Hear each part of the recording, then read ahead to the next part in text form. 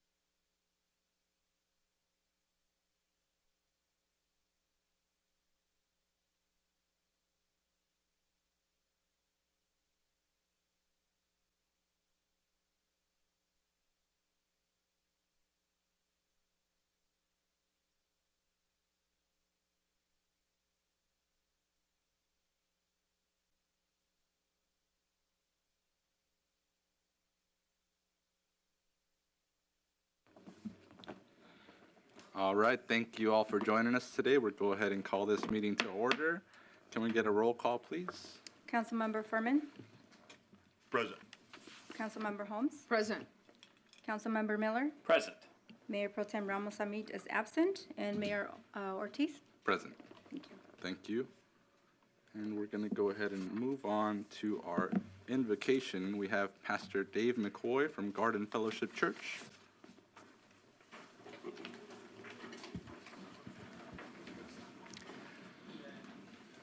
Well, Mayor Ortiz and members of the City Council, I want to thank you for allowing me to be here today. It's truly an honor, so thank you. Father, we thank you so much. I thank you, Lord, for the City of Indio, the City Council, and the Mayor, the law enforcement that is represented here today. And I just thank you for them, number one, for them availing themselves to the service of their community. And I ask your blessing on them and their households, Father. Lord, as these proceedings continue here, Lord, we ask your blessing on it, that things would go well, Lord, that things would be carefully considered, that those who are sharing you would give them the words, Lord, that they need as they stand before the City Council. And so, Father, thank you for the City of Indio again, and for its citizens. In Jesus' name we pray, amen. Amen. Thank you, Pastor. And for our Pledge of Allegiance today, we have somebody visiting us. We have Melanie Tapia, a fifth grader from Kennedy Elementary. Thank you for joining us. And I have a short bio here that I'll read about Melanie. She's a fifth grader. She's an all-around amazing student at Kennedy Elementary. She's described by all who know her as having a genuine heart, being a kind leader, and someone who always has a positive contribution. Her leadership abilities go beyond the classroom and really shine on the soccer field, where Melanie consistently helps lead the Coyote Soccer Club. In addition, Melanie has also found success on the Kennedy robotics team. Her positive attitude, helping nature, and desire for excellence make her a tremendous asset to any team she joins. We are proud to call Melanie Tapia a Kennedy Coyote. Thank you for joining us. Whenever you're ready, go ahead and lead us. Put your right hand over your heart. Ready, begin. I pledge allegiance to the flag of the United States of America and to the republic for which it stands, one nation, under God, indivisible, for liberty and justice for all. Amen. Thank you. Thank you, Melanie.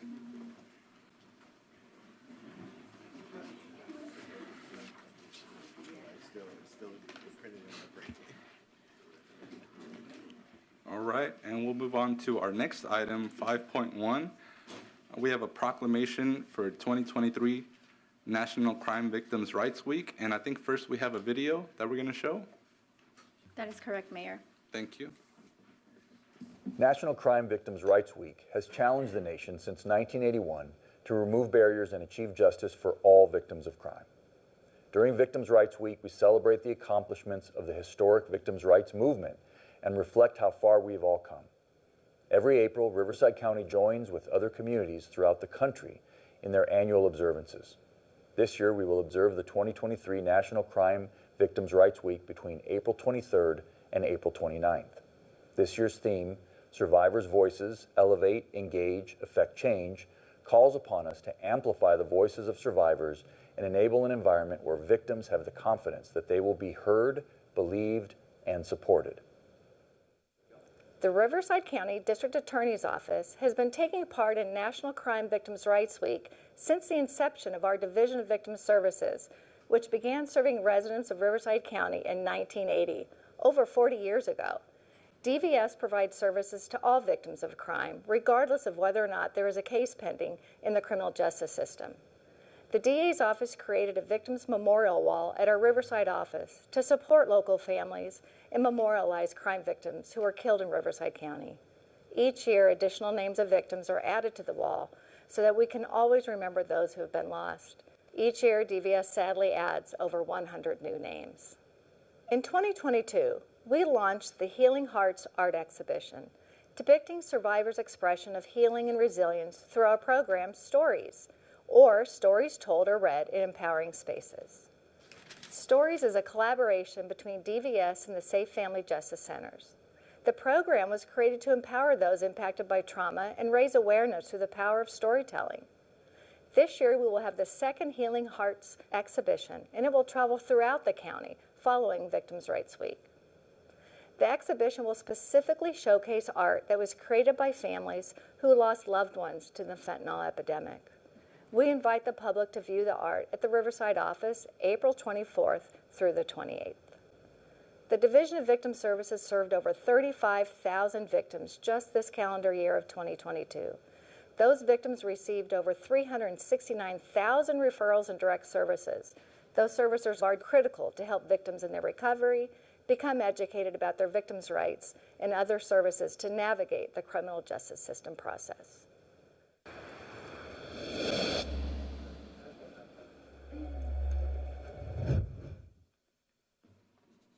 Thank you. And today we also have Idania Hernandez and Katie Gilbertson joining us from the county. Hi, good afternoon. My name is Idania Hernandez, and I'm the Victim Services Supervisor for the Eastern Region. We thank you for allowing us to be recognized with this proclamation. Thank you. All right. Well, I can't really say more than that, right? All right, and I believe we do have a proclamation to present to you. Would you guys like to join me down? Sure. Yeah. Thank you.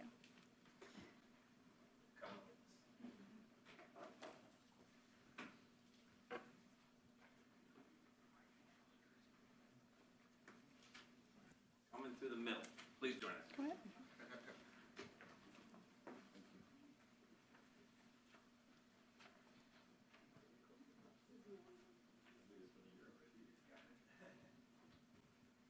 I'll go ahead and read part of the proclamation here. It says, whereas National Crime Victims' Rights Week provides an opportunity to recommit, ensuring that accessible, appropriate, and trauma-informed services are offered to all victims of crime. And whereas honoring the rights of victims, including the right to be heard and to be treated with fairness, dignity, and respect, rebuilds their trust in the criminal justice and social service systems. And whereas the Riverside County District Attorney's Office, Division of Victim Services, is dedicated to supporting victims through the criminal justice system and strengthening victims and survivors in the aftermath of crime, building trust and engaging in our communities and our victim service providers, and bringing hope and healing to all victims and survivors.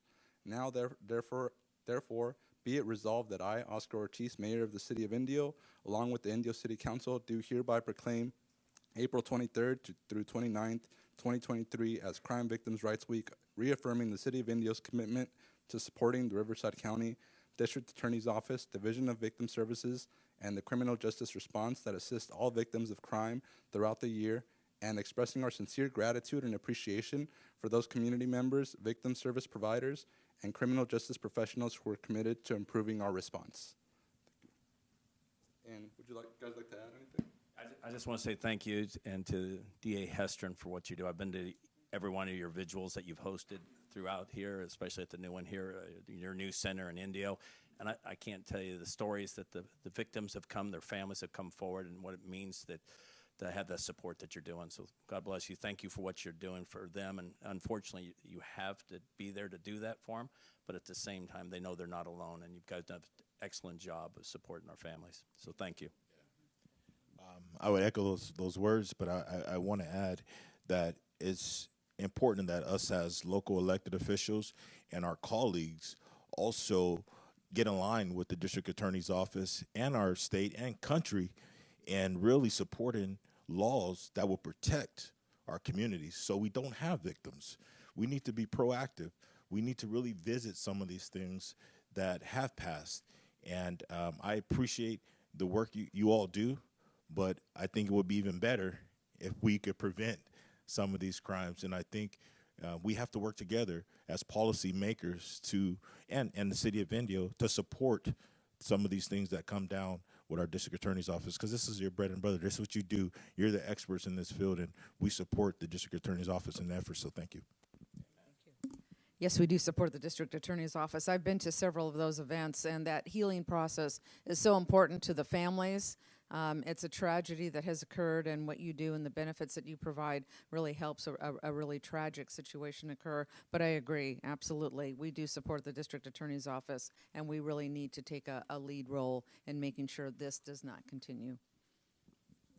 Yeah, I just wanted to thank you and all of your staff members and community members who help you in helping these victims, not only helping the victims, but helping their families and everybody who's around them, and making sure that just our community is a much safer place and that we build that trust with the justice system and with all of our staff and coworkers here.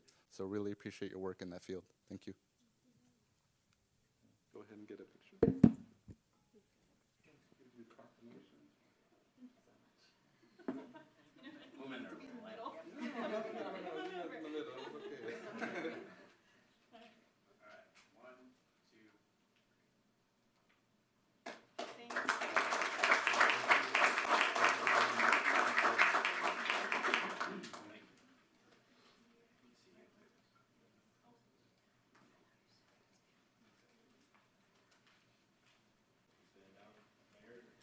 Stay up here. Yeah, thanks.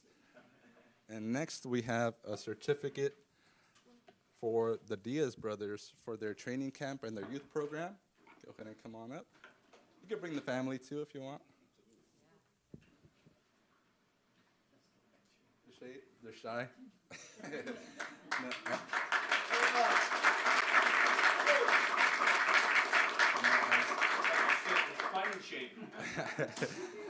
As Mr. Diaz comes up, I just wanted to say that a lot of people, we recognize the work that he's doing in the boxing industry, and we see all the great fighters that are coming out of his training camp, and we see the investment into our community, which we also thank you for. We thank you for trusting in our city with your business. And also, I think the main part that a lot of people don't know about is the youth program. And whenever I talk to Joel, he always talks about his youth program and how proud he is of that youth program. And so I came to visit that youth program, and what I saw when I came there was probably 40 to 50 kids in the afternoon. They're all getting trained, getting healthy, learning discipline. And I actually talked to some of the parents there, and the parents talked about how much of a difference it made for them to be in this program, that they are more disciplined at home. Their grades were getting better. They're getting healthier. A lot of them were fighting obesity, and they're getting much healthier now. And I think the most important part is they come home tired, and don't cause any troubles for the parents. But we really appreciate that work and the impact that it has on our community and our families. So we just wanted to give you that certificate of recognition for that work that you're doing with our youth. Thank you. Yo.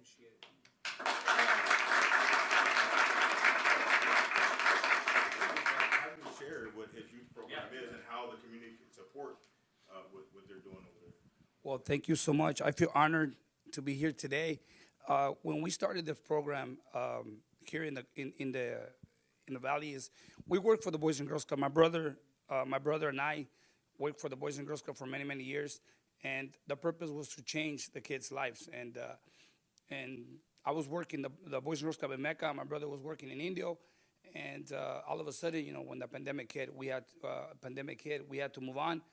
And I had a building that I had to convert into a gym. So I opened that gym with the purpose of changing kids' lives. And not only kids, adults.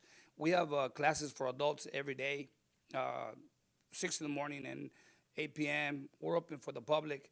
And our motivation, my brother and I, we just get motivated when we see kids come in with a smile and they leave with a smile.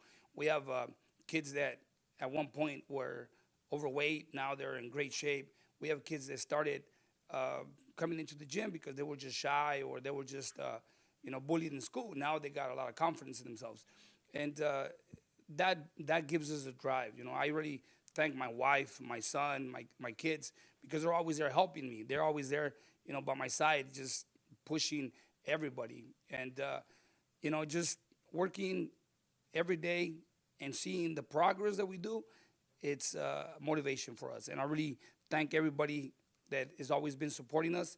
Thank Oscar, Glenn, everybody that has been part and has been coming around the gym. I really appreciate everything, and we're going to keep going. We want to keep changing kids' lives for many, many years. That's crime prevention.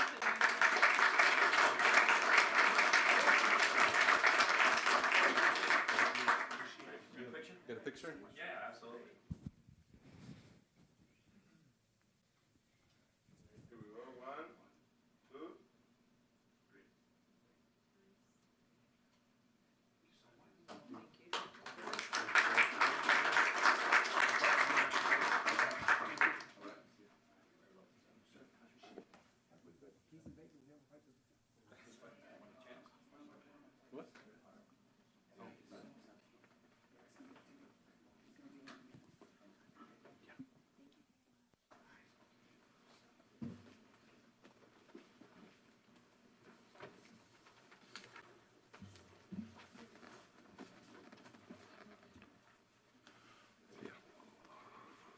before we move on to item 5.3, City Attorney, do we have any reports on closed session? We do not, Mayor. No reports, thank you. And now we have 5.3, presentation by Ron Buchwald, Interim General Manager of the Valley Sanitary District regarding the proposed Valley Sanitary District rate increase.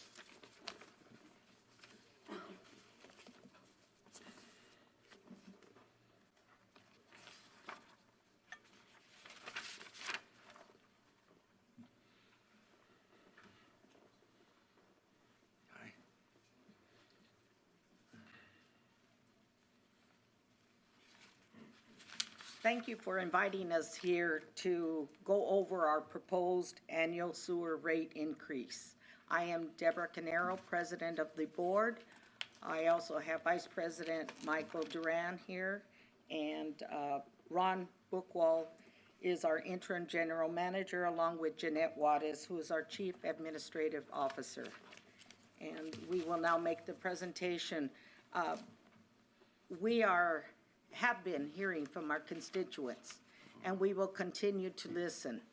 So just to let everyone know, if you have any questions, please call the Valley Sanitary District or the director of your area. So I will let them make the presentation. Thank you.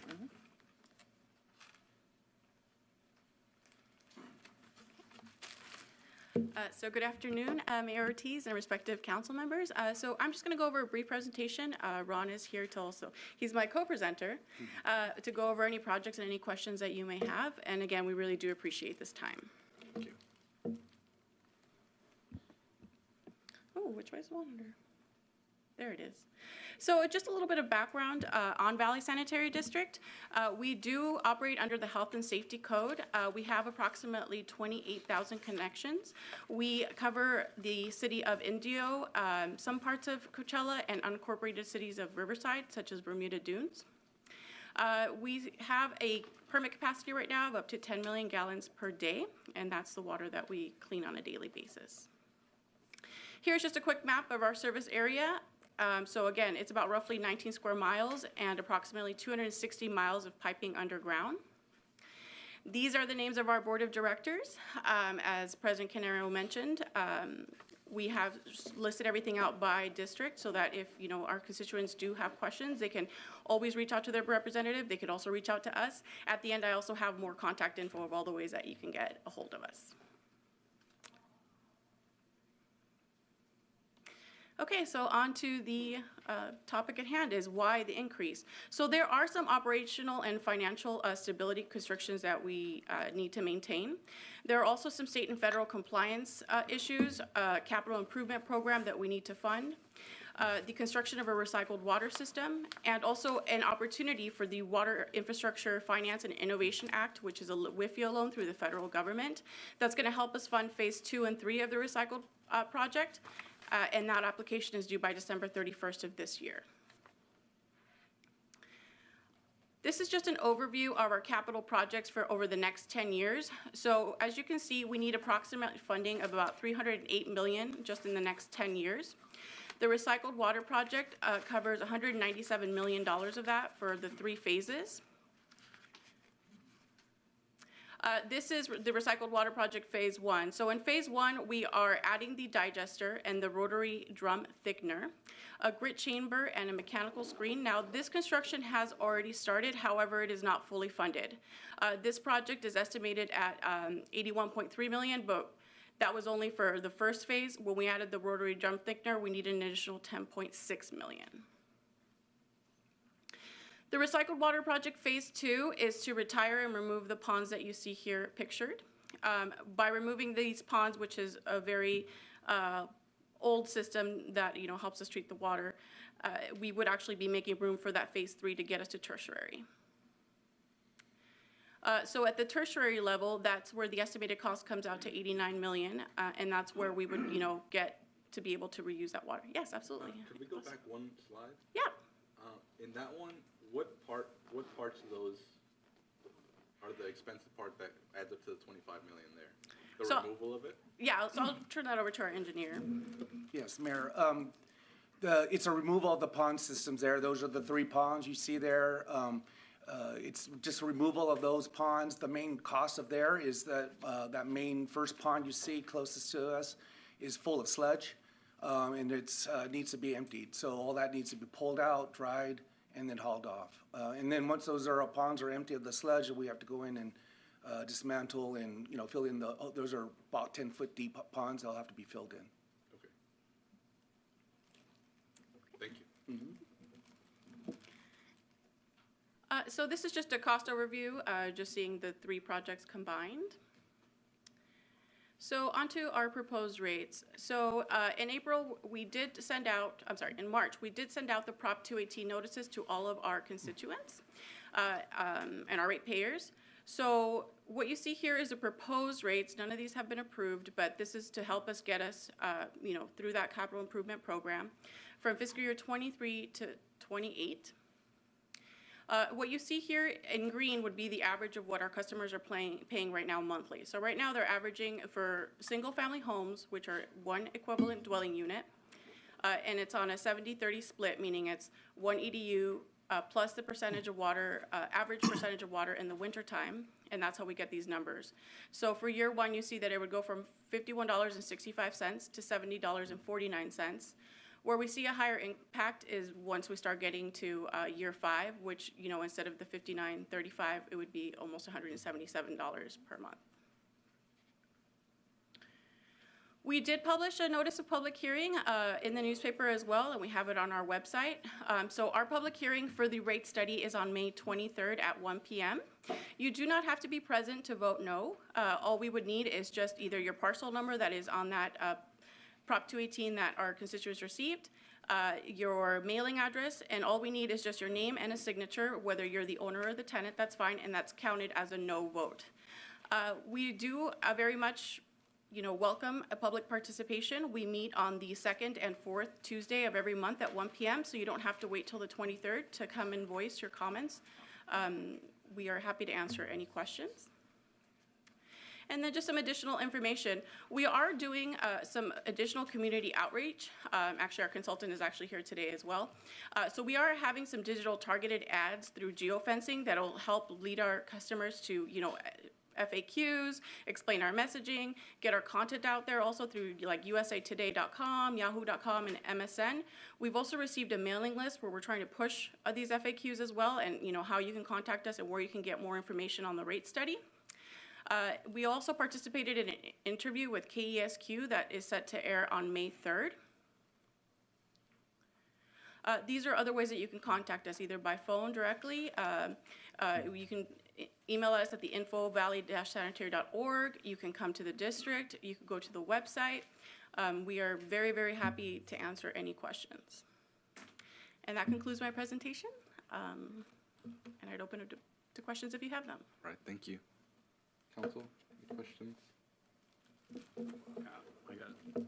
So, thank you for the presentation. So, when you come towards this number that you came up with, how much of that is done by federal regulation that you have to do, and how much of it is at once? So, I mean, is the federal government, state government, EPA telling you have to do this? And what's the effect on the water that's going into the channel now that goes down to the Salton Sea? And have we talked to the purveyors of the water going towards the Salton Sea, how it's going to affect them?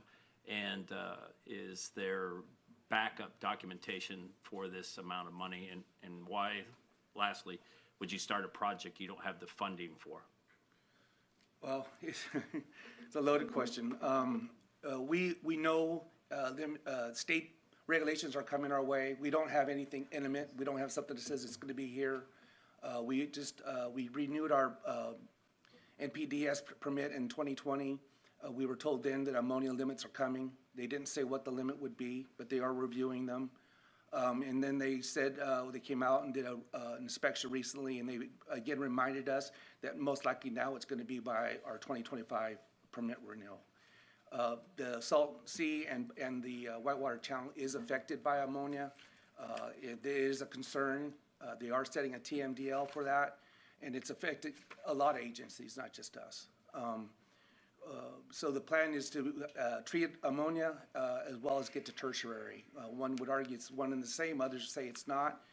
but it is related. We need to address both. We believe that regional board will ask us to get to tertiary. Maybe not this permit, but an upcoming permit. They've said the same thing to us. Again, nothing is set to be done today. But I don't want to wait for them to come to me with these limits, and now I'm scrambling trying to figure out how to get all this money. So that's the reason for that. We're calling these projects recycled water. It's a goal. We don't have anything planned. We don't have any customers who's going to take recycled water at this point, but it's a goal to get there. If I get to tertiary, if the district gets to tertiary, we're going to be able to get to recycled water at some point.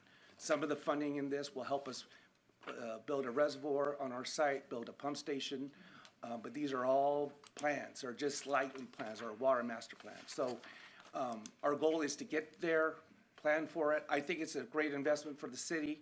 I think it'd be a great investment for IWA. I think we had a great water year this year, but we know that's just a drop in the bucket. The water on the Colorado River is going to be limited soon. The state water project could be limited. The more we're ready for the recycled water, I think it's a win-win for everyone. So, you know, I don't know if I answered all your questions, but I think I got there.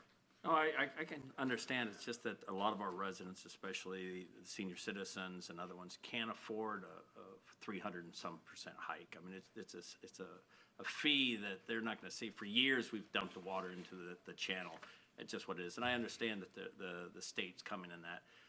But there's nobody to sell it to, so this is just going to go up and up and up, and it's higher than, you know, when you start adding our school district and other stuff in it, and it's a very small, and even though we need tertiary water to be good, there's best water we can to be able to treat it, to the overall resident, it's minor, and it's a big expense to a lot of these residents that just can't afford that kind of price for a small sanitation district in the city of Indio that doesn't go to anywhere except a couple small places outside. So basically, all the residents in the city of Indio are bearing the cost of this. Right. And it's just, to me, it's overwhelming on the price to them. You know, when the city of Indio goes and does water projects, we're lining up federal grants, state grants, you know, obviously Chromium-6. We built that over a period of time and came up with new solutions to keep the price down so that our residents could benefit from what we needed to do, follow the guidelines of the state or the feds based on like the Chromium-6, but make it reasonable for our residents. When you're talking over 370%, you know, depending on the numbers that you come up with, over a 5-year period, that's overwhelming to a lot of people, and it's hard for us to justify it. And understandably, I'm all for tertiary water being treated and utilizing the water for other things, but at the same time, at 218, I've always said this is a farce because everybody that doesn't vote is a yes vote. So the chance of us getting 50+1 residents to actually get engaged in this is minute to none, especially with a lot of our residents not being full-time residents here, own a slot, maybe at one of the RV parks, has a house or something. It's going to go through, and then what's going to happen is this bill's going to go through, and will they pay it? Yes, but it's going to be a hardship on a lot of them? Yes, it's going to be a hardship on individuals that are at low income, for some of our rent control places that are trying to keep the rent down for the people. It's going to get passed on to them. So now you got a spot like an apartment complex or something that's going to have a lot more fees to go into them, which will end up being bared by our residents. And our goal is to protect them. We don't ever want to raise the fees, what we understand, but 370% over a 5-year period is just too much. It's just my personal opinion. If I may respond, Sure. A couple of things there. We are going after every grant we can go after. We did qualify to apply for the WIFIA loan. It's a substantial loan, and it will help pay for some of this project. The board has met a couple times now, and they all agree that every effort is going to be made to apply for grants. If we get these grants, we do not have to raise the rates. The board has stated, and you know, you can take it as it is, they stated that if by year 3 we are not getting funding, we're not getting any funding, then maybe we just stop and cease and desist on the rate increase.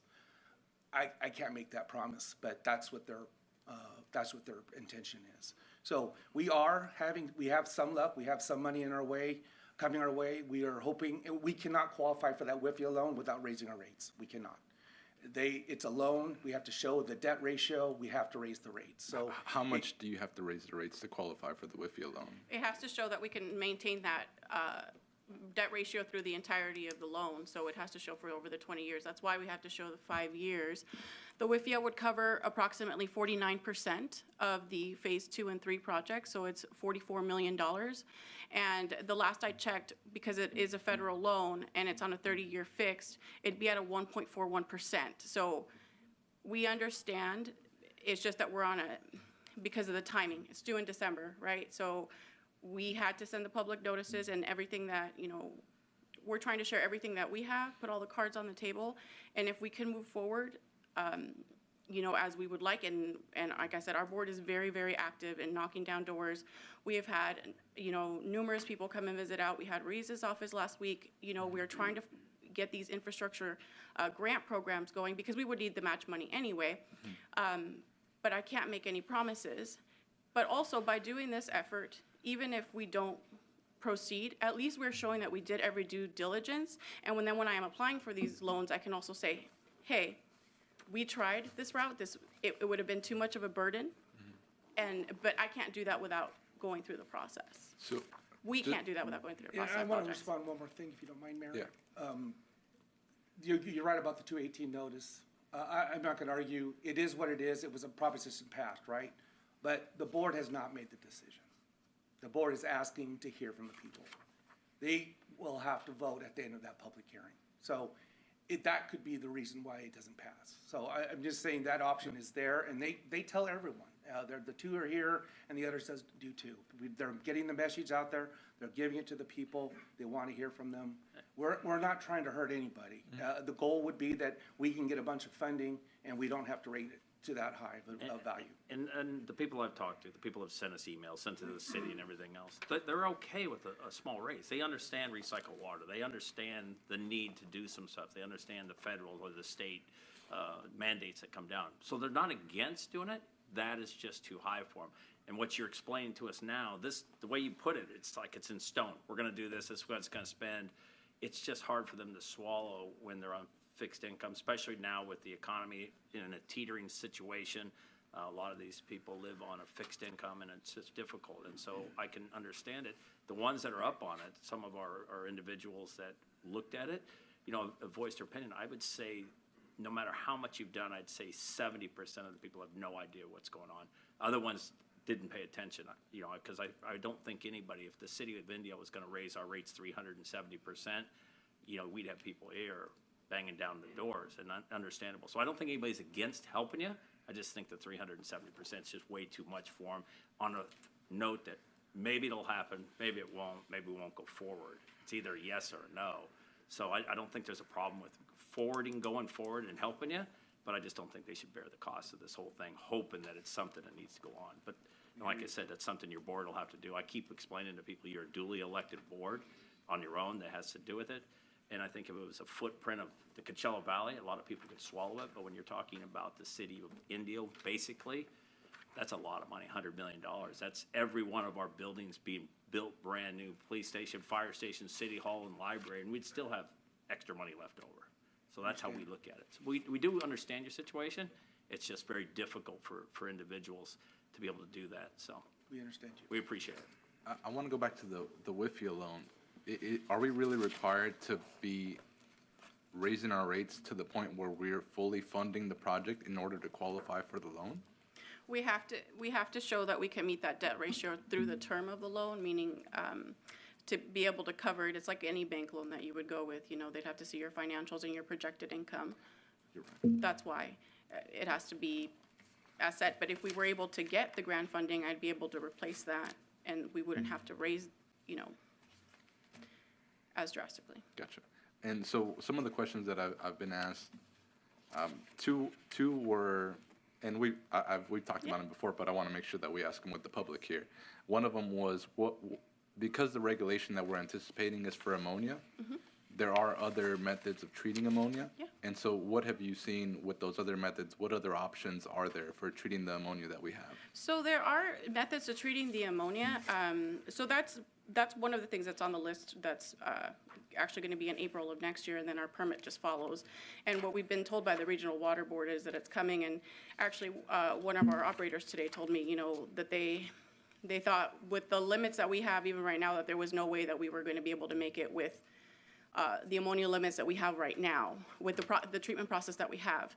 Our chief plant operator has been doing a lot of due diligence this year and trying different methods from getting it from like these averages of 16 to down to lower than 2.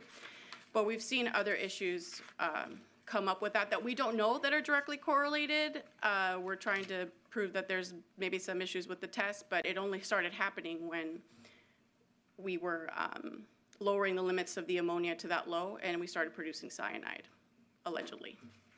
But Yeah, so our plant is old. It's not really meant to treat ammonia.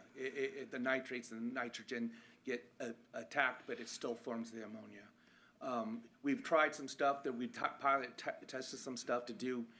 Like if the limit came tomorrow, we could meet it for a short period, but it's not a long-term solution. Like I said, our plant is just old and it's not meant to treat for ammonia. So there's other probably shorter steps of treating ammonia that we wouldn't have to replace the plant like we were talking about. But you're still talking about a major undertaking, and I don't have a plan for that. So I know that I get to tertiary if I follow through with this plan. I meet both those regulations that we believe are coming, and I can get to the ammonia and get to tertiary and recycled water. So, like I said, there is other solutions, and if we had to, if this rate doesn't go through, we're prepared. We're not going to. The world's not going to end. We'll figure it out. It's going to be harder and harder to meet future regulations. To meet future. But we're not sure what those regulations are yet, right? The ammonia is generally set at 2.0. That's generally what you see in other regions. They haven't said it here, and I don't want to guess what it's going to be, but it's a number that I've seen other places. It's generally 2.0. And then so something that we can relate it to, I think the chromium issue that we have now with the water, right? Where we're getting ready with plans to implement the new whatever chromium levels come down, right, whatever regulations come down, but we're not raising our rates to cover that yet, right? We're ready to do it, but we're not going to raise them until that law comes in and says, hey, you need to be below here, and then we say, okay, we got to spend this money, we got to raise these rates, and we got to get there. Is that something that we could do with this project? So our permit is about to come up in 2025, and the CEQA for that ammonia and the other items that are on that list for the Coachella Valley stormwater are going to be updated in April of next year in 24. So, I mean, we're still on a time crunch. So whether it's now and we start this plan and have it done by year 5, because they'll give us a little bit, right, to meet the regulation. But if we wait an additional 2 years, I don't know what this would look like then, right? We'd have to put some cost factors, and then it wouldn't be, we'd feel a lot more pressure than the pressure we feel now. Yeah. I think what my concern is, and what I hear from other people, is that we're going to tertiary without knowing that we really need to be there. And it's a much bigger cost than some of the ammonia treatments. So should we wait to see, what that ammonia level is and have plans for treating it just ammonia treatment and treating it to tertiary, and then be able to make that decision when those regulations come down and say, okay, we're going to need to go here or we're going to need to go there? Yeah, I concur. I don't think there's anybody against it, but when you're talking about water and the usage that goes through, and how will the Salton Sea Authority in the state and EPA talk about the water that's not going into the Salton Sea? That was one of the big problems that they talked about, was we've been dumping 2 million gallons of water into I think it's 2 million, into the aquifer that goes to the Salton Sea, basically goes down, helps with the clarity of the water at the same time. That was a big problem that was going to happen, and we even talked to them where we're talking about, now once you start talking about using the water, utilizing the water, that was one of the things we talked about before. Correct. Because it's tertiary to do it, we could find people and get some money back from actually selling them water. But at the same time, we're not sure that the regulations are going to allow us to not utilize that water to go back into the Salton Sea aquifer. And if we do that, we're treating it to tertiary and throwing it into the Salton Sea, which doesn't make any sense. Now the bearing of the cost has fallen on the residents of the city of Indio mostly, and the water is going into the Salton Sea, where there's no benefit really to us other than water, a little bit of water going to the sea, and we all know that it's helping, but it's not the solution. So there is no guarantee that they'll let us not dump it into the aquifer. I believe they're gonna require us to go to tertiary and still dump it in the channel. Oh, There's very no nice. not dumping in the channel. It just allows us, if we can pass that barrier, that stakeholder group is very strong, and it's gonna take some effort. But we're not giving up, we're trying. The dilemma is this: if I call this project just tertiary, or I call it just what it is, and I don't call it recycled water, then I get zero cash from the state, zero cash from the feds, zero. If I don't produce recycled water at the end, at some point, then I don't get the money. So I'm calling it recycled water. I have a goal. We're telling them we have a goal. And as I stated earlier, if we're not getting any money after year 2 or year 3, we pull out. I mean, again, I know it doesn't sound like we would, but that's what our board members said. So we understand the concerns. We're listening to you.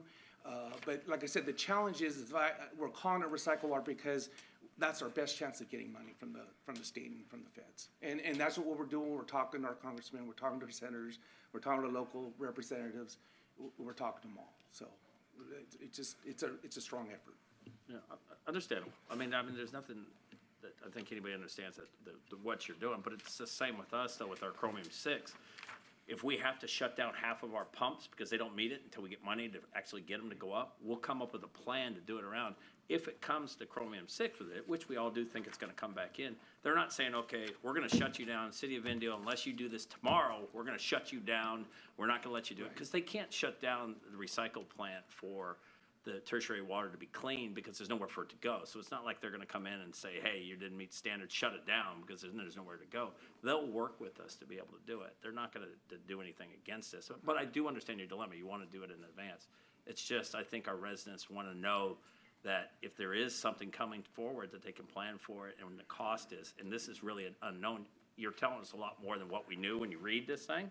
But at the same time, our obligation is to protect our residents, to make sure that they're not getting charged overduly for something that they don't see. And unfortunately, sewage, water, infrastructure is something we take for granted. You don't see it, so it's out of mind, but people don't realize what kind of work goes in. So we do appreciate the work you're doing. It's just like when you talk 370% over a 5-year period, it scares people. So, thank you. Could that be a potential alternate, that if we didn't receive the grant funding, then we would scale back to ammonia, to just treating the ammonia? So that way you're still eligible for grants. I don't know that we would understand for grants, but at least it's much more manageable to treat for ammonia if that was just our only limit. The other issue is that I can't, because that debt, I would have to inquire right away, and if I don't get the grant funding right away, I can't show that if I pull out, I still have that loan, and then I really won't make the debt ratio, right? But you wouldn't have spent the money.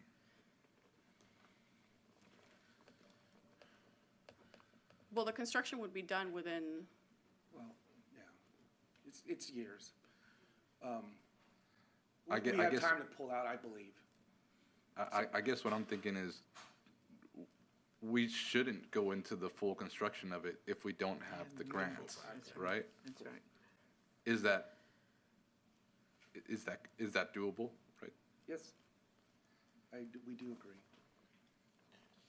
I think the other concern that I've heard is that the water would be too expensive for people to purchase, and people would prefer to go to either canal water or well water because of the price, and we're not even factoring in yet the price to get it to wherever it's going, right? We would still need to build that pipeline, which is gonna bring rates up again. I agree. Which we saw was really expensive last time. Big expense.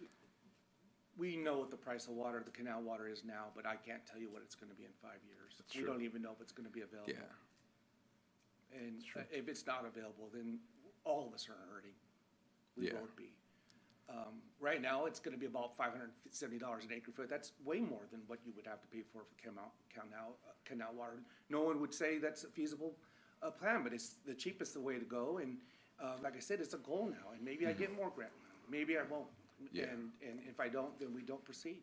So we won't. Yeah. We end at that point. I think one of my concerns is that we might be assuming that a golf course would buy it or something, and at that point, maybe the golf course goes out of business instead of paying the rates that, if there's no canal water, right? Or there's just so many different things that could happen in the market.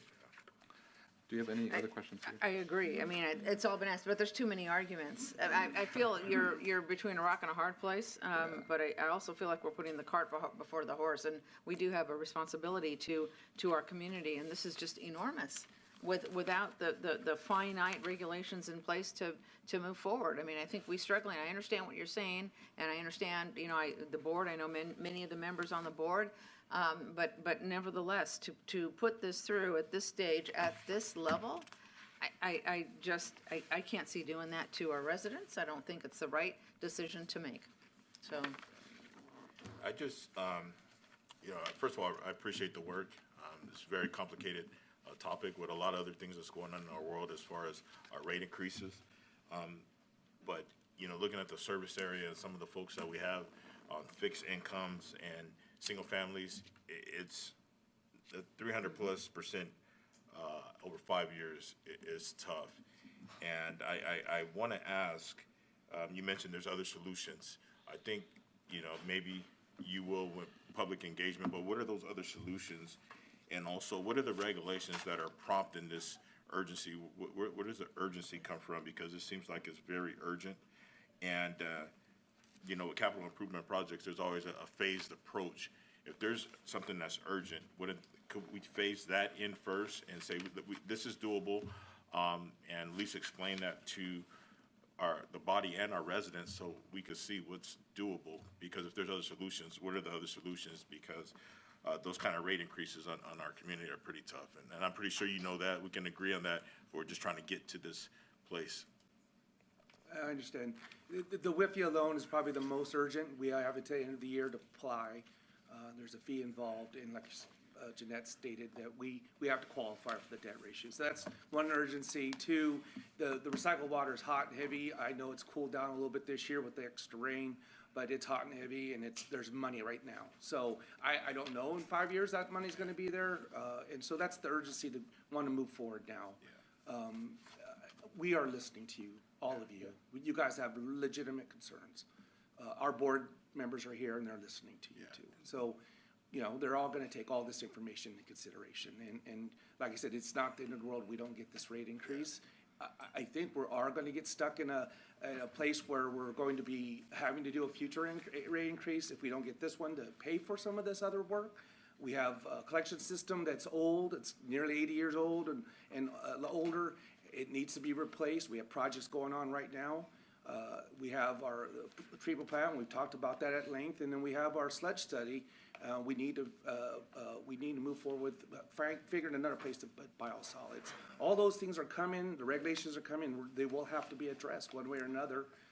And so that's why we had all these projects lumped together. They're all important. They're necessary. And so that's why we're moving forward with this. It hasn't been decided, and we are going to listen to each and every one of you. The other thing I just want to add, I mean, grants are important. You know, we all try to utilize grants as much as we can so it doesn't roll down to our ratepayers. Right. Just to put this on your lap as well, focusing on affordable housing. You know, we have to meet our RENA numbers, and affordable housing will be part of this, and not only just with affordable our workforce families, but our seniors, our veterans. There's funding out there for that as well.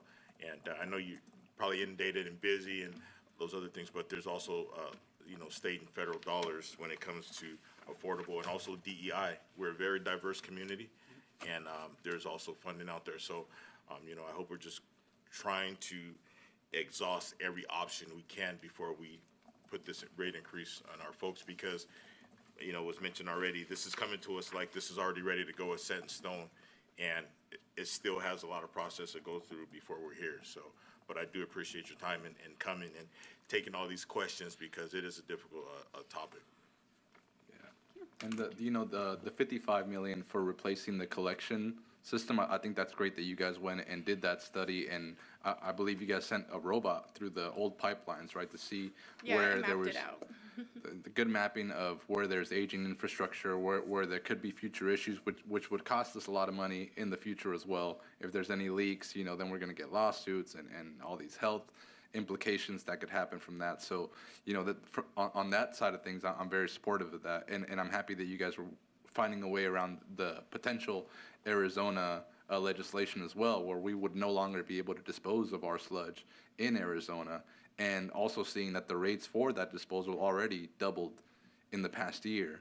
And so seeing that we have a solution that'll pay itself off in 6 years for that, and be able to produce fertilizer here, potentially be able to sell it to people and use it in agriculture, you know, those are really great. I think my concern is really on the recycled water part, just to make sure that if we don't need to go to tertiary, that we're not going there unless we have that grant funding, right? And even if we have the grant funding, if it's 49%, if it's still gonna be a very high increase and we have no buyers, and this is going to the Salton Sea anyway, then it might not be if it's not the only solution, I would hope that we go with something that's more beneficial for the rates of our residents. I agree.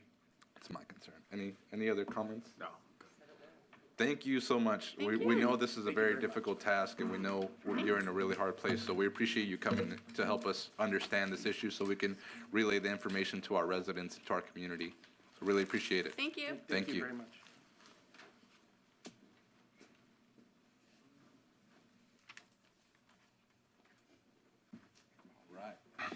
We'll move on to our next item, which is a report from our Youth Advisory Council, and we have Victoria Tariquez. Good morning, council members. Good morning. I am the mayor for the Youth Advisory Council, and today I'll be giving our city council report. Today, some of our YAC members attended one of the Mobius conferences out at the Coachella Container Park. We heard from guest speakers, including employees from Golden Voice, and many more like activists and photographers out from USC. We will also be attending the Mobius conference tomorrow at the Palm Springs Art Museum, and we are interested in hearing from the California State Treasurer, the Senior Climate Advisor, and many more educators and artists. I have also been invited to be a guest speaker tomorrow and plan to discuss how the Salton Sea has affected my life and those around me.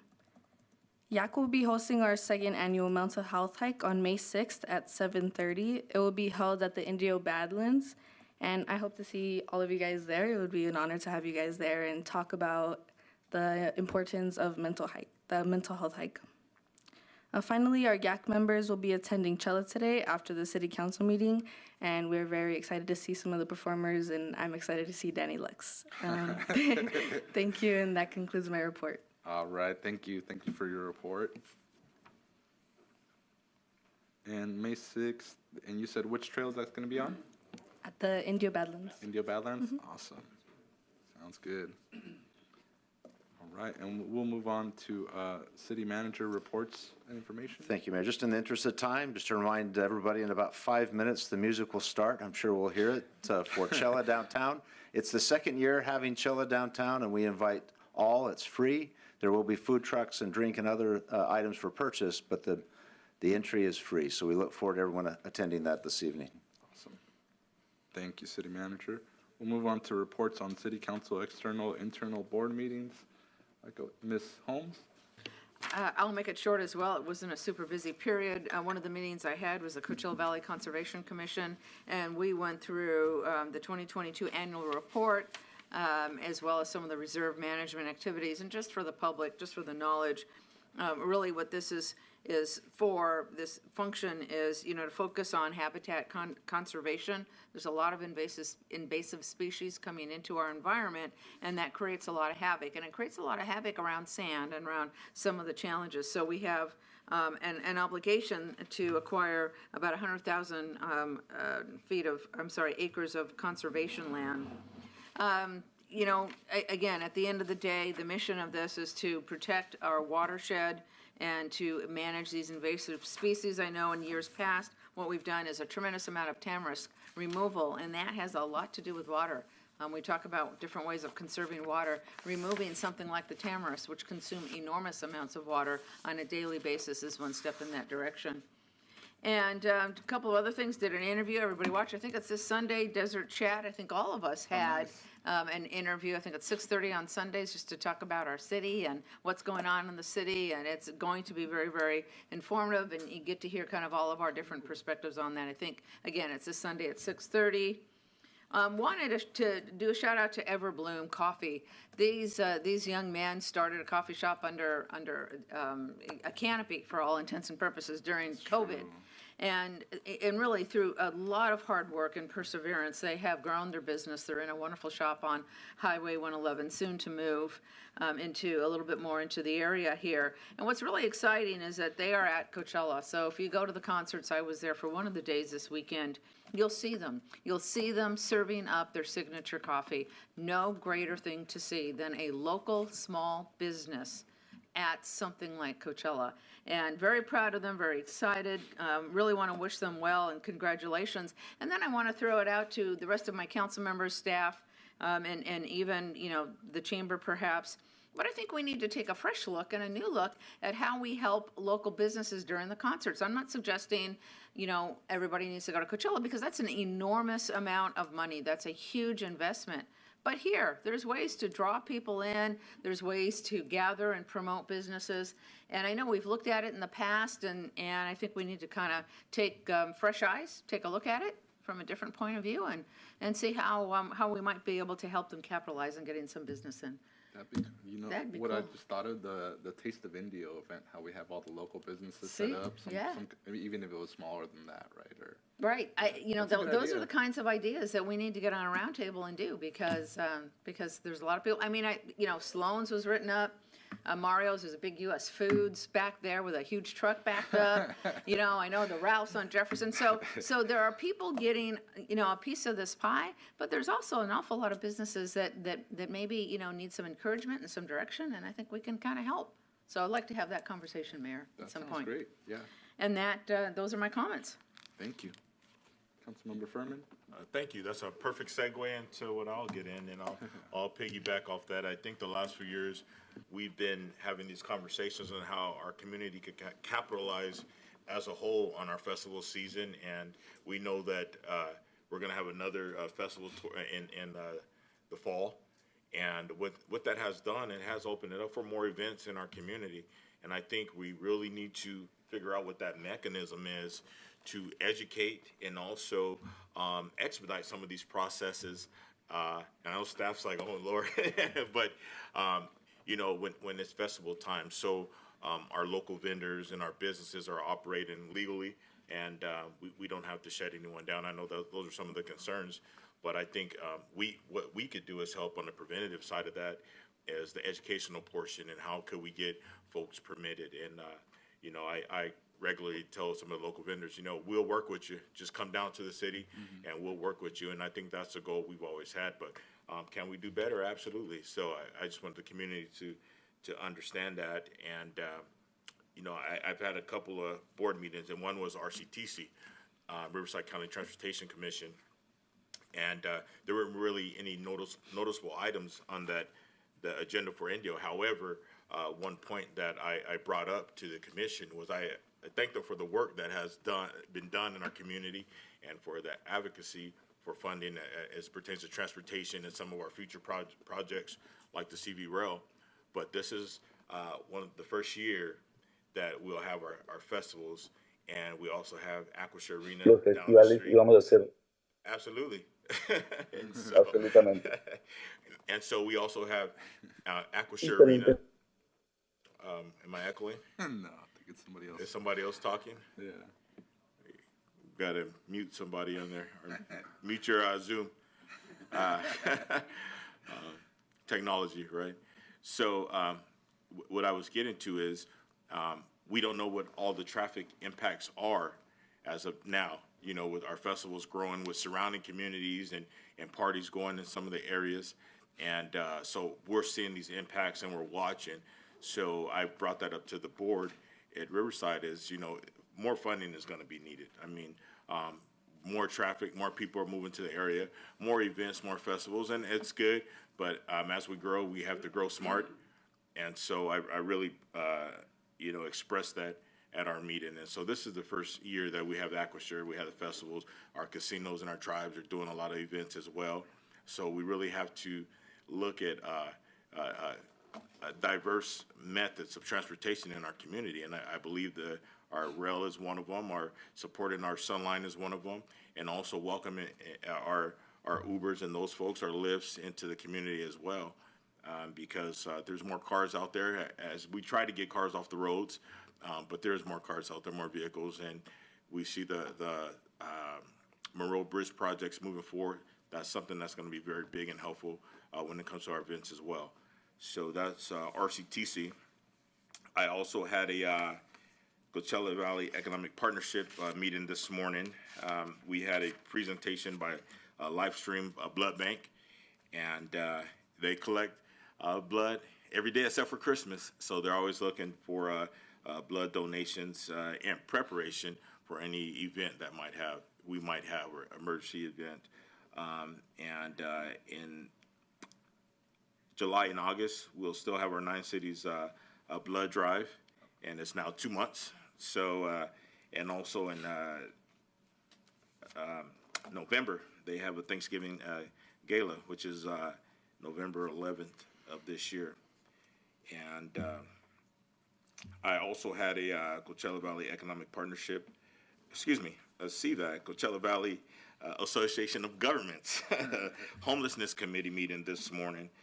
And one of the big topics on there were the navigation center that's in construction in Palm Springs. Well, it will be starting construction here in the next month or so.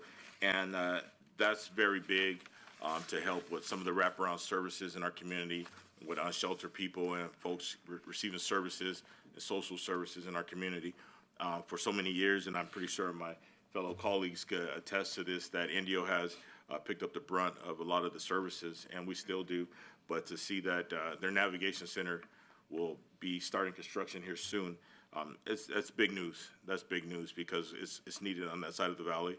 And you know, our last meeting, our police chief gave a report what our quality of life team does, and you know what? They're inundated as well. They have a lot on their plate with our unsheltered folks, but we're maintaining. And so, you know, that was good to hear that they'll be breaking ground here in the next month. And so that will conclude my report for homelessness, unless you want to piggyback off that, Councilmember. I just had a question. So you know, Indio has really been ground zero for helping those that are homeless or you know, need to get back on track. What do you know about, what I understand is, of course, the Palm Springs Navigation Center is very important. I look forward to it being built, but I understand that they're not going to accept anyone except people from Palm Springs. I have a challenge with that. Well, I'll be frank with you, something that I had a challenge with. It's by referral only, so it won't be as we have the Rescue Mission or Martha's, where they have a food pantry or they're having dinner. You could just pop in and do that.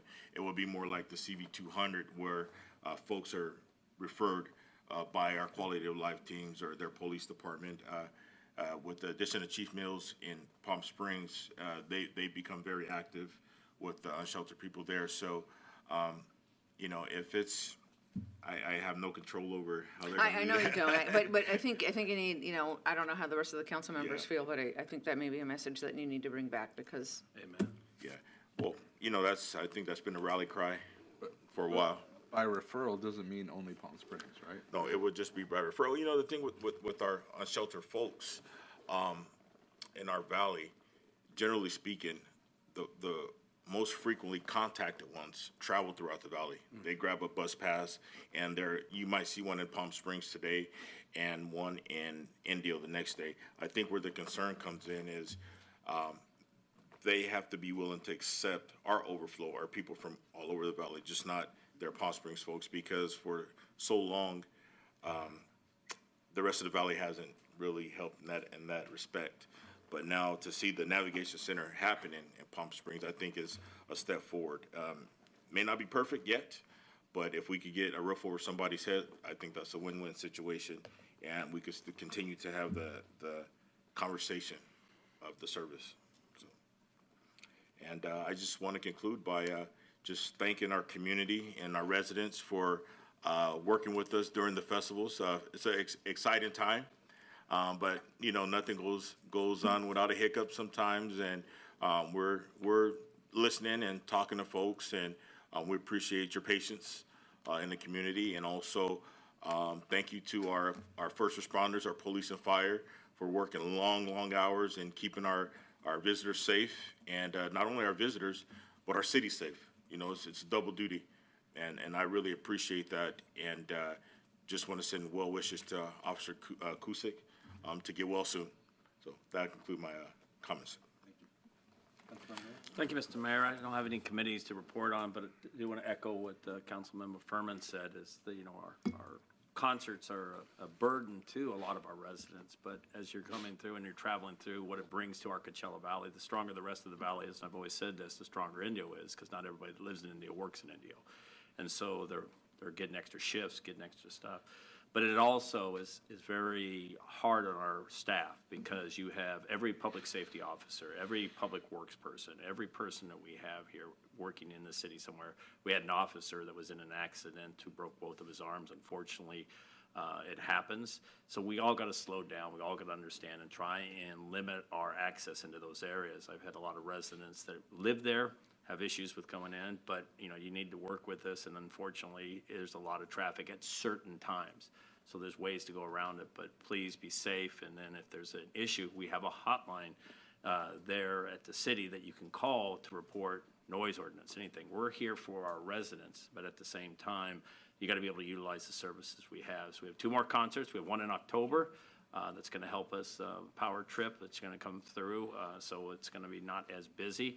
But please be safe and careful out there, and understand that we're doing the best we can, working long hours. Our residents are affected, but at the same time, we're bringing in unlimited amount of exposure to the city of Indio and the people around us, along with funding coming in.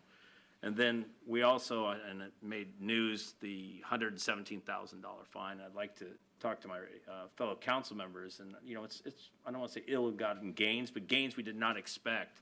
You know, we don't fine them because of something that, you know, we want to do. It's because they had a contract with us and they went over the limits, and to protect ourselves and protect our residents so it doesn't continue to go on and on hours and hours, because it's supposed to end at 1 o'clock. We put a fine ratio in the contract, and they pay the fines whenever one of the acts goes over.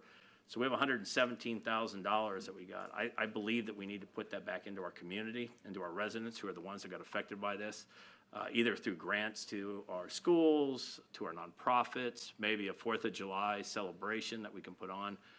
It's not money that we had in the budget, but I think it should go back to our community, because it wasn't something we were planning on. Let the community benefit from it. Maybe it's one of the second Saturday weekends, we have food, and we give, you know, tacos from one of our local restaurants, or some of our local restaurants, something to give back, to thank our residents for spending time and allowing us to continue to have our concerts, because they bear the blunt of the burden, especially the people around the Polo Club.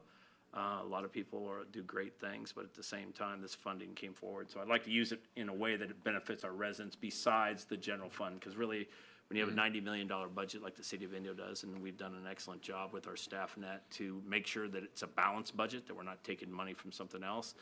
$117,000, don't take this the wrong way, is a lot of money, but it's not a lot to the city of Indio when you talk about our general budget. So, you know, I don't think that money is going to affect if we're going to have an extra police officer or something else. So let's give it back to our residents somehow. What do you think about allocating some of that to our Community Services Commission?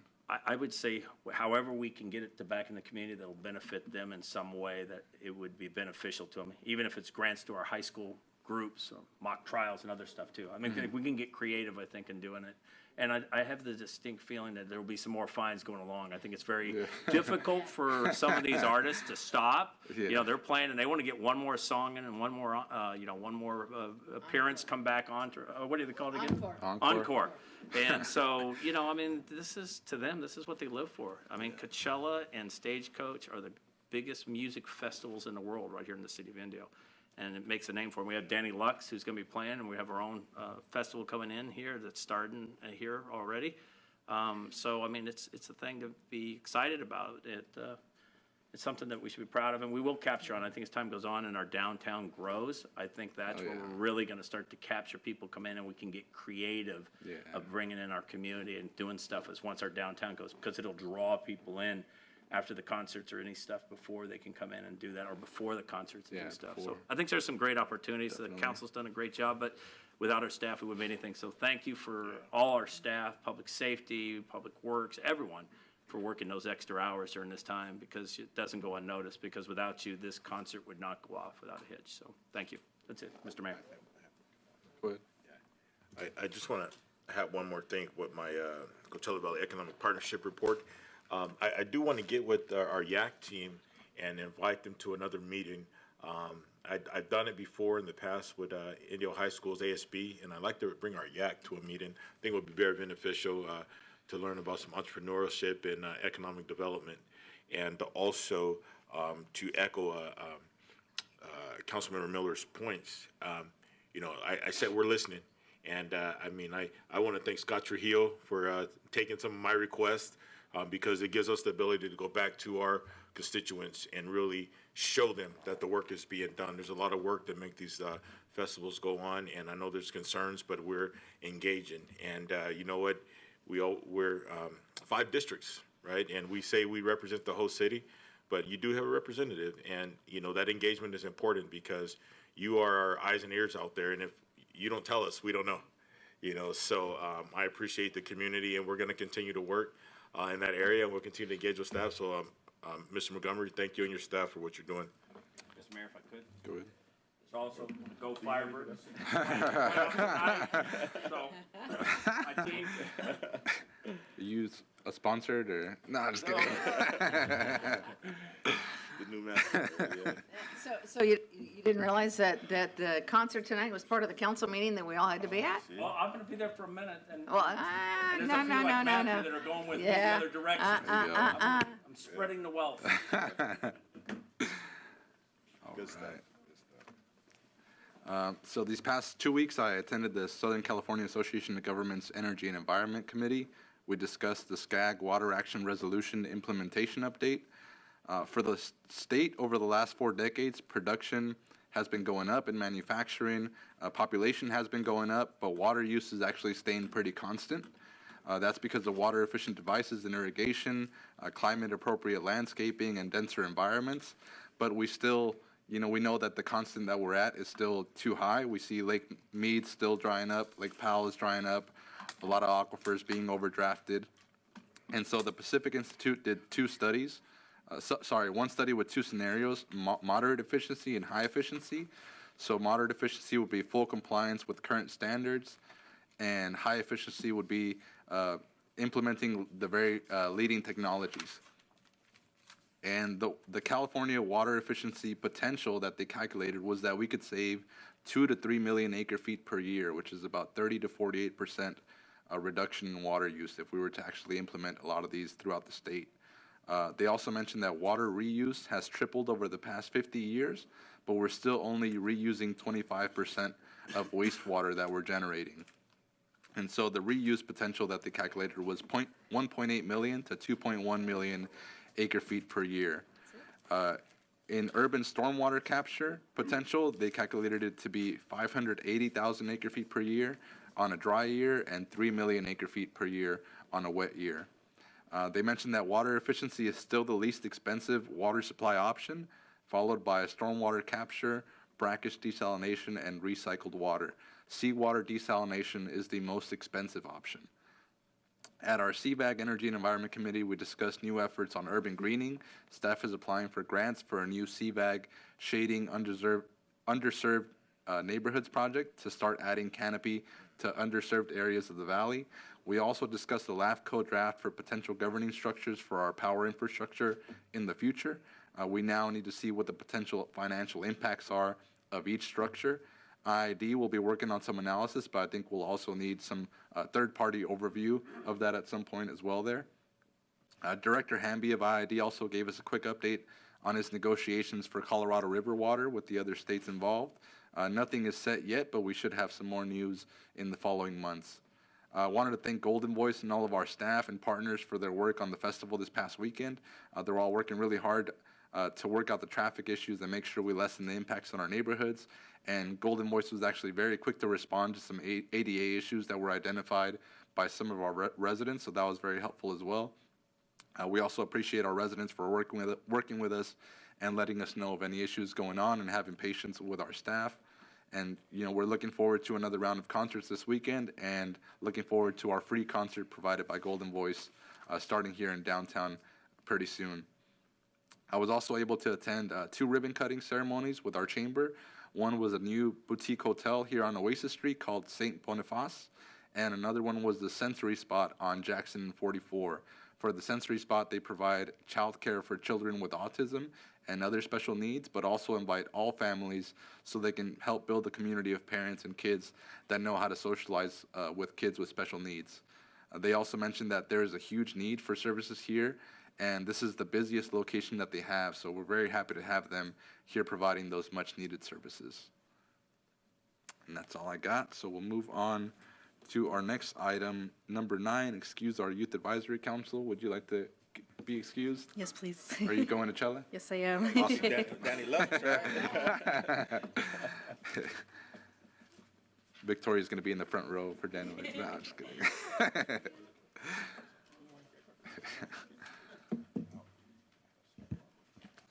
Right, and we'll move on to our consent calendar. Is there any items that anyone would like to pull here? Not, I'll present and accept a consent calendar as presented with 10:01 to 10:13. I'll second it.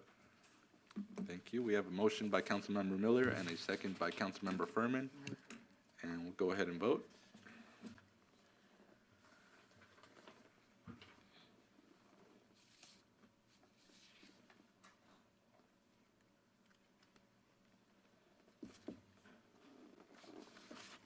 All right, motion passes 4-0. Thank you. We'll move on to item 11.1. Administrative item, consideration of resolution number 10350 that amends the at-will employee resolution. Thank you, Mayor. This proposed resolution would amend a resolution you adopted in August of 2021. It relates to at-will employees. That resolution that was adopted previously did not include a provision that's in other MOUs throughout the organization relating to special circumstances pay. So to some degree, this is a cleanup matter. The resolution addresses that the pay schedule would be amended from time to time, but also the inclusion of this special circumstances pay, which some of it relates to the festivals and other assignments that are given to staff that are in this at-will category. So staff does recommend approval, and I'm happy to answer any questions.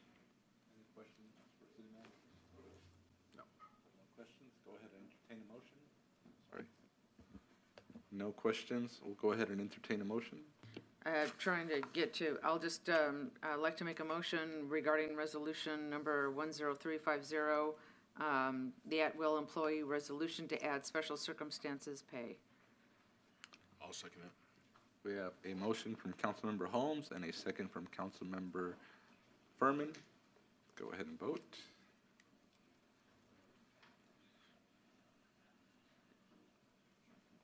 Motion passes 4-0, and we'll move on to item 12.1, ordinance number 1793, an urgency ordinance of the City Council of the City of Indio, extending an interim measure imposing a moratorium on the use, construction, establishment, or operation of new self-storage facilities. Good evening, Mayor, Mr. members of the Snyder. City Council. Nothing like having a public hearing before a hockey playoff and a downtown concert. I will try to be brief. As the council is aware, on March 15th, 2023, you enacted a moratorium on self-storage, mini-storage facilities, and recreational vehicle storage facilities. This was on the application for new facilities.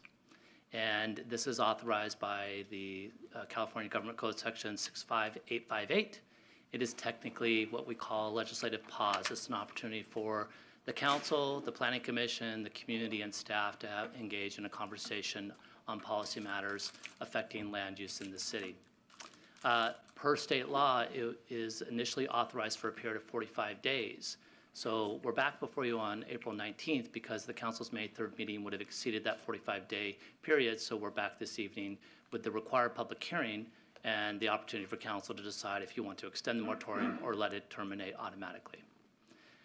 By state law, you can extend the moratorium for up to 10 months and 15 days. And there's also opportunity for additional extensions. As you'll see in a moment, at your March 15th meeting, when council talked about the potential of extension, you wanted to make sure that any extension was timely, and I'll talk about that in one moment. So In light of the potential for council to take action this evening on extending the moratorium, staff developed a work plan. This was the primary work effort between March 15th and this evening. We reviewed this with your Planning Commission on April 12th, 2023, and as you may remember, your Planning Commission had recommended enactment of the moratorium in February 2023 after several months of public conversations resulting from their concern on the number of land use applications for these facilities that they were seeing. So the work plan in front of you is an aggressive but accomplishable work plan. It includes engagement with the community. We are proposing a community survey and a community meeting. We're also proposing a stakeholder meeting with property owners and businesses. This would all occur between May and June if the council does decide to enact the moratorium further. And then during the middle of the summer, staff would do policy options review analysis. This would prepare us to come back to the Planning Commission beginning in September for several study sessions to discuss the results of our analysis and developing potential options for them to consider to recommend to you. There is proposed a Planning Commission public hearing in November, and then a study session with the City Council in December, and possibly public hearing and potential ordinance consideration in January. Obviously, if the Council decides that you want to send it back to the Planning Commission at that public hearing in January, then we would go back to Planning Commission. So this is somewhat of a hypothetical time frame, but obviously, again, it can be accomplished and it's achievable if the council does decide to extend the moratorium this evening. So based on that, staff is recommending that you approve ordinance number 1793, which would extend the moratorium. Now, the ordinance does specify 10 months and 15 days, so if there is continued conversation beyond the work plan time period, then we don't necessarily need to come back to get council authorization to extend it. But staff, having heard council, is committed to the work plan and the time frame specified therein if you do decide to continue the moratorium this evening. And with that, I'm happy to answer any questions. Thank you. Any questions for staff? Yeah, just quick. Kevin, on this moratorium that we have, we did, how many, allow many more to go forward? Was it 7 or 8? A total of 7 projects were in various stages, and so those projects are going forward either through the land use entitlement process and or the building permit process. This would affect those applications that came in now between March 15th and this evening. They were not allowed to submit for land use entitlements or building permit applications, and if the council extends it beyond this evening, then again, new applicants for land use entitlements or building permit applications would not be allowed to apply until such time that the council takes further action.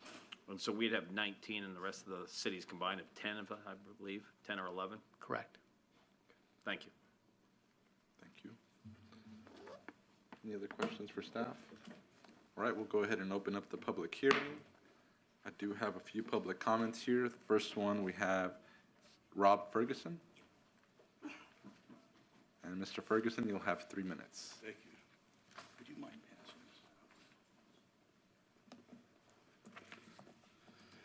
Mayor Ortiz and members of the City Council, I'm Rob Ferguson. I live in San Juan Capistrano, and I'm here tonight. I represent First Enterprise Ridley Group, which I own. And I'm under contract to purchase 6.5 acres located at the southeast corner of Spectrum and Avenue 42 in the city of Indio. I am here to discuss the current proposed moratorium on the self-storage and RV boat storage industry along with a personal request. On October 22nd, Council adopted the Unified Development Code as an amendment to the General Plan of 2040 and was adopted in 2019. My understanding, this was contemplated and studied for close to 4 years, so I suspect it was pretty completely vetted. November 1st, 2022, my Director of Acquisitions notified me he had found this site for sale and based on all of the new zoning requirements, it met our criteria for purchase. We made the offer was accepted, money was put into escrow and consultants hired. As noted in your material, we were one of those who made an inquiry back in December 2022. After several months of standard due diligence and numerous layouts that were needed to comply with the new 50% requirement for retail on Avenue 42, we got to where we needed to be. Hence, in early March, we released all contingencies, money to the seller, obligated ourselves to numerous future liabilities to complete the project. Our initial application was filled out with the proper information to be submitted on April 14th. A quick call to staff by our planner caught us completely off guard when we were told that there had been a moratorium put in place regarding these uses. Regardless, we filed the application, an invoice was received, and we paid it. You were just presented a copy of what our plan looks like. It's a mixed-use plan, so it's not a typical RV boat storage facility. I'm not here tonight to argue the merits of which the initial ordinance of 1791 was passed or the extension of it as it is outlined in my memorandum to you all, but would like to make several general comments. It was disappointing that there was no factual substance to support the reasons for the moratorium, like incident reports for outstanding enforcement action pending against properties that would justify a public nuisance. Regardless, there should be and should be compared to other uses within the community if such an adjective is being used. Additionally, there is no mention of any specific evidence that these facilities are a detriment to the health, safety, and welfare of the community. As it relates to traffic, other than the installation of a cell tower, they rank at the bottom. They require little city services, most importantly, very little water. So an undue burden on city services is a real stretch. On the flip side, the facts presented by staff paint a complete opposite picture. Consider that the occupancy of self-storage based on the report issued was 99.2%. in Indio. This is unheard of in this country, and it validates the tremendous demand and need for additional units in the area. New competition, lower rents, all good for the general welfare and the economic benefit for this community. It was referenced that there was a dwindling number of acres of industrial land, yet there were 958 acres of existing industrial land still available. Not to mention the ability of this council that if there was a shortage at some point, other parcels could be rezoned that are not supporting the community needs. In conclusion, I'm not against a moratorium should that be the result and what you want to do, because you're going to do what you feel you need to do. What I'm here respectfully asking is that you consider an exemption for my project on the mere fact that since the adoption of the Unified Development Code in October of 2022, and for the many reasons above and what I previously provided, the existing timelines necessary to process an application to completion are such that you do not have the time under normal business circumstances to complete it. If we began day one and worked 24/7, even given the timelines by staff, depending on what comes up in the process, it would be virtually impossible to have completed one. I don't believe for a minute that any one of you sitting here tonight embrace an action that creates an undue harm to any person, and that you have the opportunity tonight to see that that does not happen while still moving forward with your new plan of a moratorium and further information that you need to have. I respectfully thank you for your time and your consideration. If you have any questions, I'll stick around later. Thank you, Mr. Ferguson. Next up is Shane, I believe it's Swerdlow. Thanks.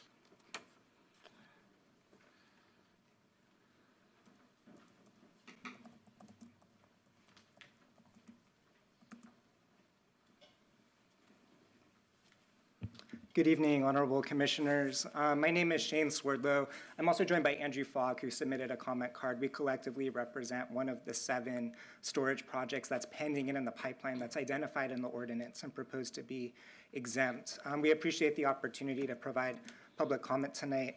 And we also want to thank staff, including Kevin and the city attorney, for crafting a proposed ordinance that does propose to exempt these 7 pending projects. There's a lot that goes into being part of a planning process and a lot of investment on a developer's part to submit application materials, architectural plans, and lots of environmental technical reports. It's a big effort. I know that the developer we represent of one of these 7 projects is really excited to invest in the city of Indio and meet what's very high demand for RV storage in the city, as well as high demand for self-storage. So we respectfully request that if you were to adopt a moratorium tonight, that you proceed with the staff recommendation to exempt the 7 pending projects. And Andrew, if you have any additional. Yeah. We, again, to reiterate, Andrew Fogg, I'm an attorney with Cox Castle Nicholson, specialized in land use work, and there was some ambiguity that came about with some of the changes that were made at the last hearing, and we do appreciate, in particular, the city attorney working with us to present what I think is a much better and more clear ordinance by specifically listing out the 7 sites. Everyone has certainty as to how it's going forward. We're not taking position on the moratorium generally, but if you do move forward with the moratorium, we think that the staff proposal to list out the sites specifically makes a lot more sense and gives everyone the certainty they need in order to proceed. So everyone, there's no ambiguity as to what projects are exempt and what projects are not. And with that, we thank you for your time. Thank you.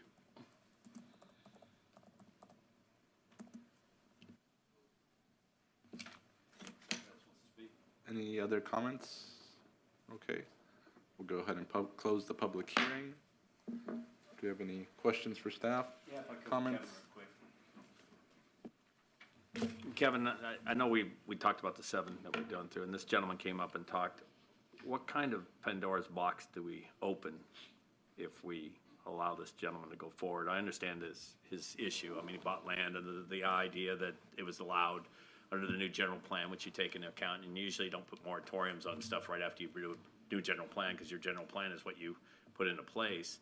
But I'm also leery of moving forward, because there's the next person that we're going to do, I put this money in and invested, and I did this, I did that. I mean, it's more a legal question I get, but it also puts our staff in a very difficult position, because, you know, we're taking on what you have told us, but at the same time, we've got to make that decision based on what's in the best interest. And I do believe that we need to put a moratorium on it, but what kind of Pandora's box do we open if we allow this individual to go forward? So as you noted, it is somewhat of a legal question, so I will not comment on the legal aspects. I will leave that to the city attorney. We do receive inquiries all the time, council member, regarding projects in various stages where parties are making inquiries on property they have not acquired. Parties are in a due diligence phase. Parties are considering whether to put it in an offer. So at all stages, we give these inquiries. The moratorium came to you on the basis of the recommendation of your planning commission. Your planning commission held several public conversations about this based on the concerns they had on a policy issue. Yes, there was a significant amount of work done on the Unified Development Code over the last several years to implement the general plan. But as I mentioned in the last meeting, the benefit or disbenefit of land use planning, however you look at it, is that things are never static, and priorities change and concerns change. So your planning commission felt that this was a concern that they wanted to bring to your attention, and that's why it was brought forward as a recommendation from your planning commission. Again, not to get into the legal aspects of any, to use your term, Pandora's box, but I think, you know, the question before the council this evening is, do you want to extend the moratorium period to allow for the conversation with the community, including all interested parties, on what, if any, changes to the city's development code that you as council ultimately want to make to balance the various interests at play here? Unfortunately, some of the conversations that we need to have with the community and with stakeholders, those will have not occurred yet, but would occur under the work plan, and that would give the council more information, I think, to ultimately make a policy decision if you choose to make one. But I will defer to the city attorney on any legal parameters. Thank you. Thank you, Kevin. Council, in terms of, I think Pandora's box is the right phrase to use, council member. You know, one of the things that the previous speaker mentioned was that we're trying really hard to have certainty as to which projects are subject to this moratorium and which projects are not.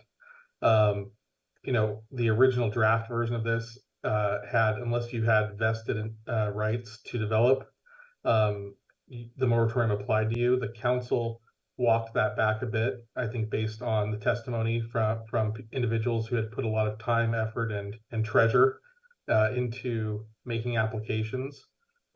So we have drafted language moving that line, but still making it very clear which projects are subject to it, which ones aren't. If the council wanted to move the line further, I don't know how we would establish a clear test at this point. It's something we could perhaps research, but you know, is it any person who called the planning department and asked about it? Is it anyone who has purchased property that could be used for it? At that point, I think it'd be difficult to enforce the moratorium at all. Thank you. Thank you. I think. Yeah, that's a hard one, especially this one has an element of retail to it, you know. Well, I would say that, remember, the moratorium is a pause. You know, one of the things the city council could look at going forward is, you know, perhaps projects that have a mix of commercial and retail in them in the future would be permissible, but standalone self-storage would not. I mean, that's something that staff is going to explore going forward. So it's very possible that project could still move forward in the future. Just because a moratorium is in place now does not mean that future use would be prohibited forever.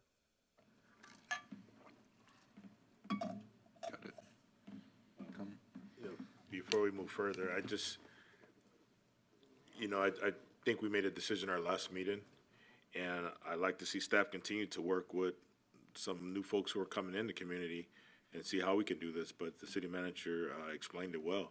It's a pause. It's gives us time and our staff time and our planning commission time to look at our land and make sound decisions, land use decisions. And it's a pause, and it's up to 10 months. It doesn't say it's 10 months. So I think that's respectable. I think we're meeting folks halfway, but I think we're opening Pandora's box if we have that bend don't break. I think we have to give that certainty to the community and then move forward after we pull back on the ordinance. So those are my comments, Mayor. Got it. Yeah, I think the numbers that we saw were pretty drastic with the number of storage facilities that we have here compared to the rest of the valley. So I'm okay with the pause for now to have our planning commission get those studies going and see what our community thinks and what they prefer, and we'll move on from there. Any other comments? All right, well, we'll go ahead and entertain a motion if there's any other comments.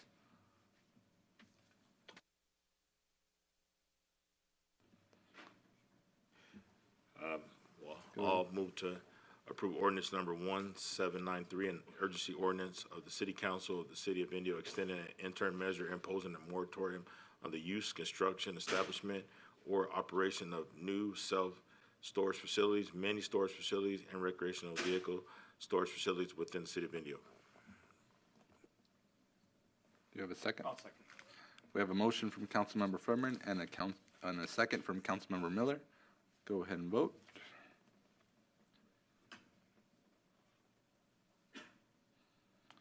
Motion passes 4-0. Thank you. Thank you, Mr. Snyder. And we'll go ahead and move on to public comments for items not on the agenda. Do we have any public comments? None, Mayor. No public comments? We have one?